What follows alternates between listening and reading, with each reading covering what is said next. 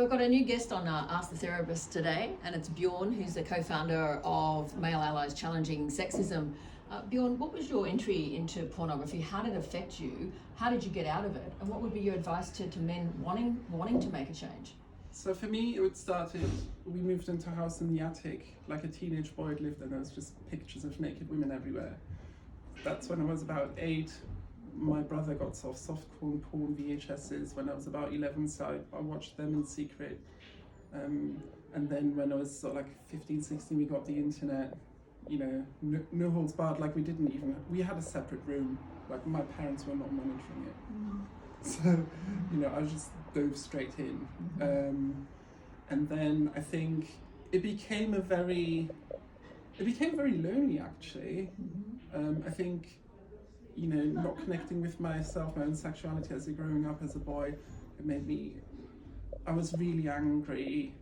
I was really quite unpleasant with girls my age as well, you know, and like the usual banter type stuff, so with friends. But again, like I was keeping a lot of it hidden because, you know, if you're watching porn, you're a bit of a loser, so I was kind of kept it in, but I was doing it at the same time.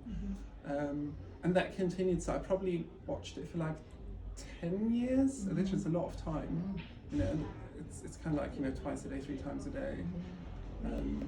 And then towards the end, like I think what got me out of it, I started looking after myself better, so this was like a gradual process, but I stopped eating as much as I was eating because I was also really overweight. I was very depressed as well, I think. So I started losing a little bit of weight. Then I started to feel a bit better about myself. You know, then I sort of like started meeting women, having different conversations. I met my partner, and then my conversations with women started changing because she's a feminist, and they were telling me about all this, you know, abusive experience that they'd had. And I was like, oh, okay. And she said like I should stop watching porn or she'd leave. So I was like, okay, but I'm committed, so I'm going to do this. And I started reading about it. And then I think that's the thing, like sort of like education, having conversations. Not just accepting like that we need this, or like this is kind of what defines us. And I think having an open mind, reading, having conversations, and also just being open. And it's hard because a lot of the time there's a lot of shame in some way or another. You know, I think we all know how much porn men and boys watch, but they don't talk about it. That's just what we do. I think we need to kind of give them the tools to, why are you doing this? Like, what are you getting out of it? What are you not getting out of it? How might this affect you later on in life? Do you know this is like consensual? Because I know I definitely watched non-consensual sex. I know I watched underage girls, I'm pretty sure. And, you know. Yeah.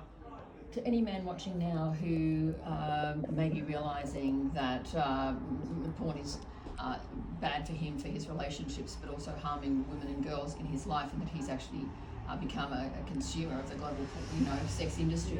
What would be your message to that person that might be listening today? I think I would say, if you're having any doubts or concerns, start talking to people about it. You know, tell them what you're worried about, why it's worrying you. You know, maybe even speak to a health professional if you can't speak to somebody near to you. But once you start talking about it, you'll get different input, because porn also kind of quite isolates you, I think. And you get the same stuff over and over. But start having conversations, and if you find people who give you a little bit of different input, so oh yeah, I can see what you mean, and I've seen this changing and that changing. That can then help cement the concerns, because if you have concerns, you've got to write, there's a reason why. If you're worried, there's a reason. It's a good sign that there's actually a concern there, and the conscience hasn't been, you know, completely crushed. Yeah, but acknowledge the worry. Yeah. You've got it for a reason. And life's much better on the other side, would you say that? I would say so. It's not plain sailing, because it's very hard to deprogram, you know, not just 10 years of porn, but like also objectification of women throughout. And it is hard to do, but again, like you have a choice, right? You can choose how you look at other people. And that's the thing, you know, and just think of like, you know, everybody's a human being. We can all appreciate beauty, but you don't need to be mirroring. You can just say, oh, that person looks nice.